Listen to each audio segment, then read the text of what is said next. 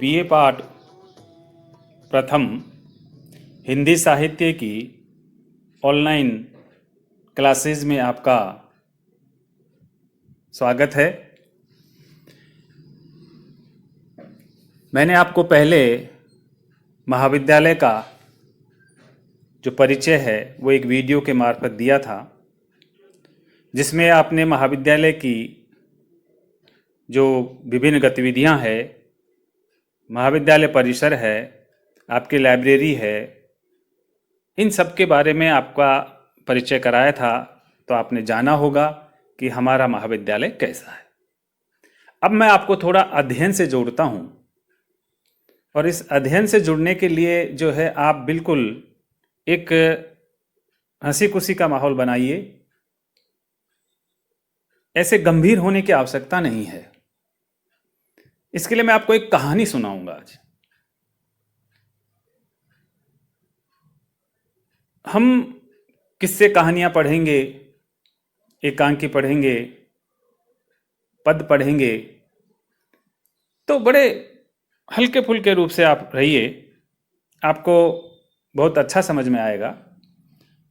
क्योंकि ये कोविड-19 है, इसके कारण से थोड़ा सा स्ट्रेस है, थोड़ा सा मानसिक दबाव है। आप कॉलेज नहीं आ पा रहे हैं, कोई बात नहीं, आप घर बैठ के पढ़ाई कीजिए। तो मैं कह रहा था मैं आपको एक कहानी सुनाता हूं।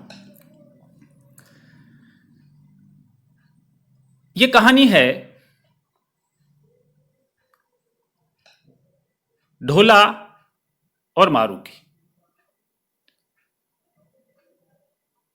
राजस्थान की जो प्रेम कहानी है, ये इतनी प्रसिद्ध हुई है, ये इतनी रच बस गई है लोगों के जनमानस में कि हर व्यक्ति के कंठ में ये विराजमान। कोई भी ढोला और मारू की कहानी के बारे में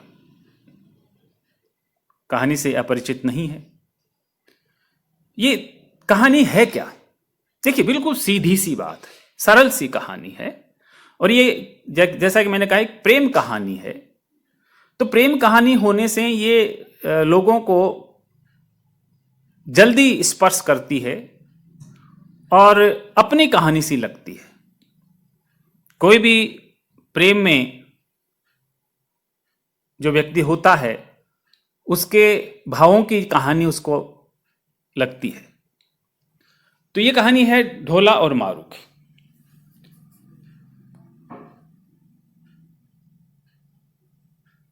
ये अब आप जगह देख लीजिए। एक तरफ मैंने आपको राजस्थान की स्थापत्य कला, शिल्प कला का एक नमूना आपको दिखाया है। ये आपको ऐसी कला जो है आपको बीकानेर, जैसलमेर, जोधपुर ऐसे मरुस्थलों में मिलेगी। दूसरा, मैंने आपको गूगल मैप से आपको ये समझाने की कोशिश की है कि जहाँ की हम कहानी की चर्चा कर रहे हैं, जहाँ कहानी का अपन जो पात्र हैं उनको देखेंगे, तो वो कहाँ है, कहाँ के हैं।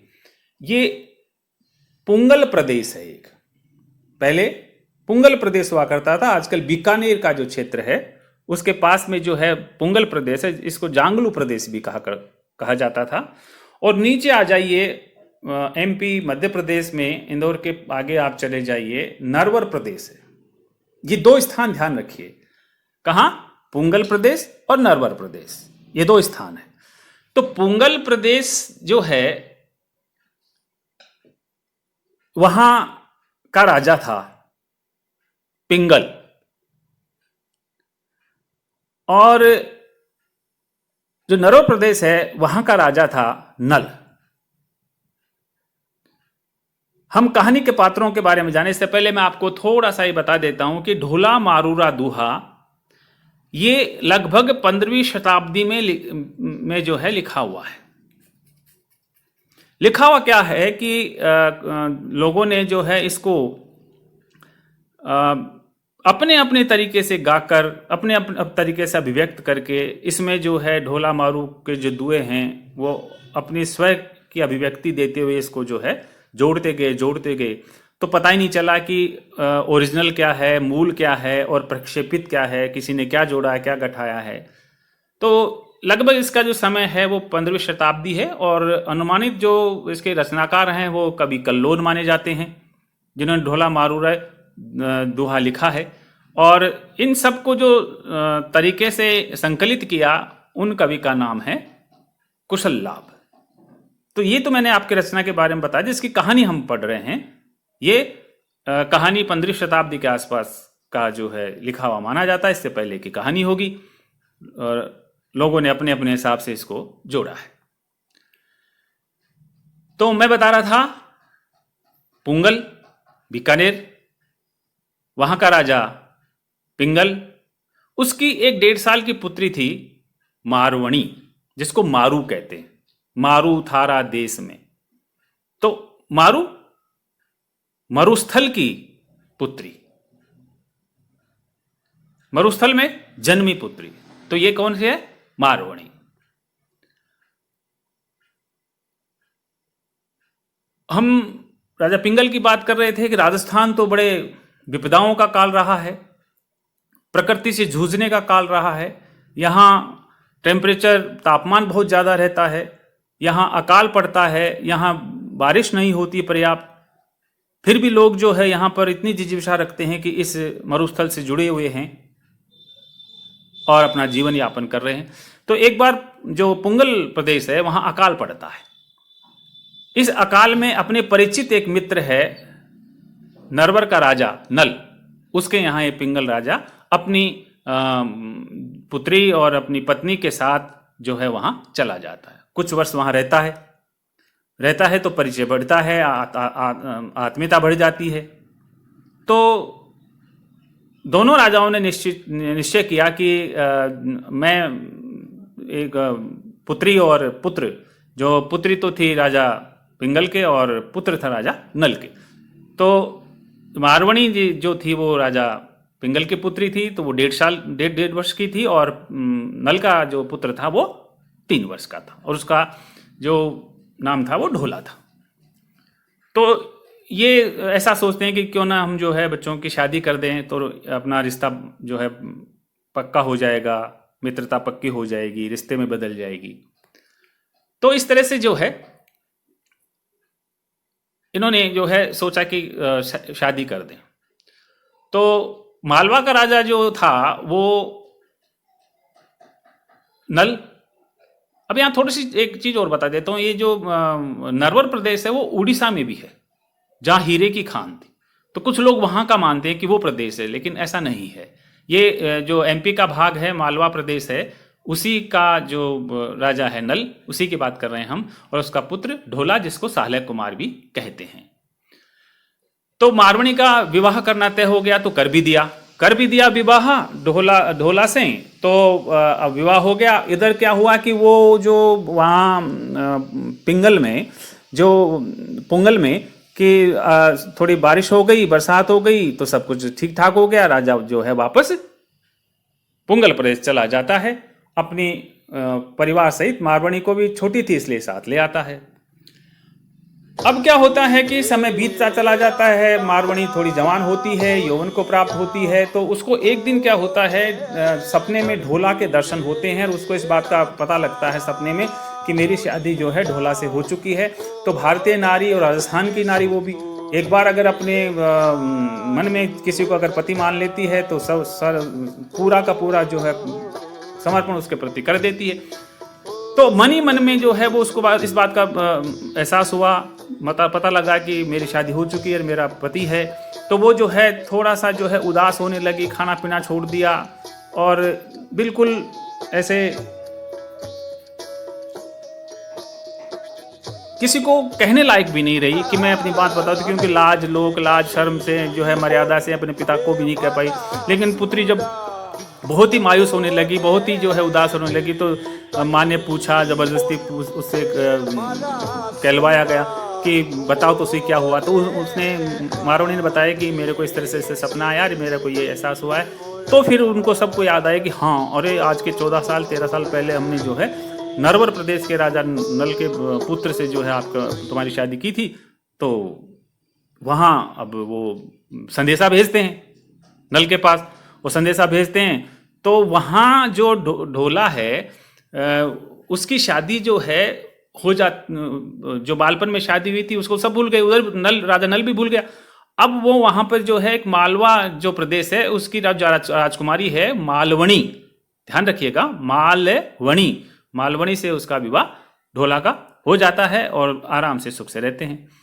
अब किसी भी तरह से जो है ढोला के बाल विवाह का पता इस मालवणी को चल जाता है और वो जो संदेशा, जो समाचार, जो दूत कहां से, पुंगल से आता है उसको ढोला तक नहीं पहुंचने देती, या तो बीच रास्ते में मरवा देती या फिर किसी भी तरह से जो है ढोला तक इस बात को नहीं पहुंचने देती और ढोला को पता नहीं चल पाता है। अब जब सब कुछ हार गए, सब कुछ जो है हो गया कि अब कुछ नहीं होने जाने वाला, तो राजा जो है पिंगल जो है वो बहुत परेशान होने लगा। तो किसी ने सुझाया कि आप ये जो एक ढाडी जाति है जिसको डूम डूमणी भी के नाम से जाना जाता है, जो पैदाइशी गायकी से जुड़ी होती है और मीठे स्वर में गाती है, इनको आप भेजिए और गुप्त रूप से जो है ढोला तक इसका संदेश पहुंचा दीजिए, गाने गाने में और इसी में इनके राग में ये आप पहुंचा दीजिए। तो जो है राजा पिंगल जो है वहाँ ढाडियों को भेजता है संदेशा देकर। मालवणी फिर उनको अपने पास बुलाती है और अपने तरीके से समझाती है कि ये भी ढोला से कहना, इस तरह से ढोला से कहना, ये कह के जाना, ये और कह देना, इस तरह से और कह देना, किस तरह से विरह में आपके वो जो है मालवणी जो है पागल हो रही है या किस तरह से उसकी अवस्था हो गई है, किस तरह से वो जर्जर हो गई है, ये सब चीज़ें आप कह देना। तो इस तरह से वो जो दक्ष गायक कलाकार हैं ढाडी, ये राजस्थान की एक जनजाति है ढाडी, उनको वहाँ भेजते हैं। और जब वो वहाँ पहुँच जाते हैं तो वहाँ पर जो ढोला था उसके महल के पास में जो है अपना वो डेरा लगा लेते हैं और मारू राग में, मांड राग जिसको कहते हैं, उसमें बड़ा मधुर स्वर में जो है, जो मारवणी ने जो संदेशा भेजा था, जो बातें कही थी, वो बड़े रागात्मक ढंग से उनको गा करके सुनाते हैं और ढोला उनको सुन करके समझ जाता है और उसको जो है उस चीज की याद आ जाती है कि हाँ मेरी शादी मारवणी से हुई थी। और वो ये बात मालवणी से कहता है तो मालवणी उसको कई दिनों तक रोकती है, लेकिन एक दिन चुपके से उठ करके वो चला जाता है। कहाँ पर? पिंगल राजा के पास पुंगल चला जाता है। और वहाँ कुछ दिन जब वहाँ पहुँचता है ढोला तो उसका बहुत स्वागत होता है, सत्कार होता है, आवभगत होती है। कुछ दिन वहाँ रहते हैं, फिर रहने के बाद जो है मारवणी को विदा किया जाता है, बहुत सा धन धान्य दे करके, नौकर चाकर दे करके उनको विदा किया जाता है। तो वहाँ से वो कहाँ के लिए चल देता है? मालवा प्रदेश के लिए, नरवर। रास्ते में अब इसमें थोड़ी बहुत कथाएं, उपकथाएं जुड़ी होती हैं। रास्ते में जो है एक, क्योंकि दूर था, सफ़र जो है कई दिनों का था, तो रास्ते में जो है कोई एक पीवड़ा सांप होता है। पीवड़ा सांप उसको कहते हैं, पीले रंग का होता है। और पीवड़ा सांप वो होता है जो सोते व्यक्ति की छाती पे आकर के बैठ जाता है और उसकी जो सांस है, सांस में सांस मिला करके उसके अंदर जहर छोड़ता चला जाता है और वो आदमी वहाँ मर जाता है। तो ऐसा कहा गया है कि मारवणी के वो इस तरह से जो है उसको डस लिया या फिर उसके सांस में सांस मिला करके जो है मारवणी मर जाती है। वहाँ से जोगी और योगिनी निकलते हैं और निकलने पर जो है योगिनी को दया आ जाती है जब ढोला का विलाप सुन करके, तो वो उनसे योगी से विनती करती है, प्रार्थना करती है कि किसी भी तरह से इसको जीवित करो। योगी अपनी योग शक्ति से उसको जीवित कर देता है, वो जीवित हो जाती है, दोनों प्रसन्न होते हैं, जाते हैं। लेकिन फिर रास्ते में एक और जो है कथा इसमें मानी जाती है कि जो उमर सुमरा है, ये कुछ बदमाश टाइप के कुछ ऐसे होते थे, जो डाकू टाइप होते थे, जो मारवणी से विवाह की ख्वाहिश रखता था, विवाह की इच्छा रखता था, लेकिन मारवणी से विवाह नहीं करना चाहती थी। तो इसकी जो है वो एक ईर्ष्या भाव था। तो वो क्या करता है, अपने षड्यंत्र में फंसा करके मारवणी को हासिल करना चाहता है उमर सुमरा। तो किसी भी तरह ढोला को बुला करके वो जो है रात को कुछ करता है, अपनी बैठक में आयोजित करता है, उसको फंसाता है। ये बात जो है पता चल जाती है मारवणी को। तो मारवणी अपनी जो ऊँट है उसके एड़ी लगाती है और ऊँट भागने लगता है, दौड़ने लगता है। तो उसको बचाने के लिए जो है ढोला उसके पीछे दौड़ता है। तो मारवणी कहती है कि कुछ नहीं रखा, तेरे को फंसाने के लिए यहाँ जो है षड्यंत्र किया जा रहा है, चल उठ बैठ ऊँट पे, और वो ऊँट पे हाथ पकड़ के ऊँट पे बिठा लेती है और दोनों चले जाते हैं। तो इस तरह से ये जो कहानी है वो जो है गढ़ी गई है। दोनों नरवर पहुंचते हैं और नरवर पहुंच करके एक मारवणी और ढोला साले कुमार तीनों बड़े आराम से अपने दाम्पत्य जीवन का वहन करते हैं, बड़े सुखी जिंदगी जीते हैं। ये इसका सुखद अंत है। तो इस तरह से जो है ये कहानी है और बड़ी रोचक कहानी है, जिसको जो है लोगों ने अपने हिसाब से गा गा करके जो है अपने अपने भाव जोड़ जोड़ करके इसको जो है बनाया है। तो इस तरह से ये आपके पाठ्यक्रम में है। आपके जो पाठ्यक्रम में है पूरा जो है ढोला मारुरा दोहा नहीं है, कुछ दोहे हैं। उन दोहों को आपको देखना है। वो है मारवणी का विरह वर्णन, जिसमें मारवणी अपने भाव प्रकट कर रही है, अपने जज्बात प्रकट कर रही है, किनको ढाडियों को संदेशा पहुंचाने के लिए कि ये संदेशा आप ढोला साले कुमार के पास पहुंचा देना, इस तरह से पहुंचा देना, ये पहुंचा देना, वो पहुंचा देना, इस तरह से। तो ये है। तो आप पढ़ते रहिए, खुश रहिए और इस अध्ययन से जुड़े रहिए। मैं अगले वीडियो में आपका सिलेबस बताऊंगा, पाठ्यक्रम बताऊंगा। ये कहानी है और इसके जो संकलित पद हैं वो भी मैं आपको धीरे धीरे व्याख्या के लिए भाव उनके बताऊंगा कि आप किस तरह से उनके अर्थ करते जाएं, कब वो उनकी व्याख्या करते जाएं। धन्यवाद।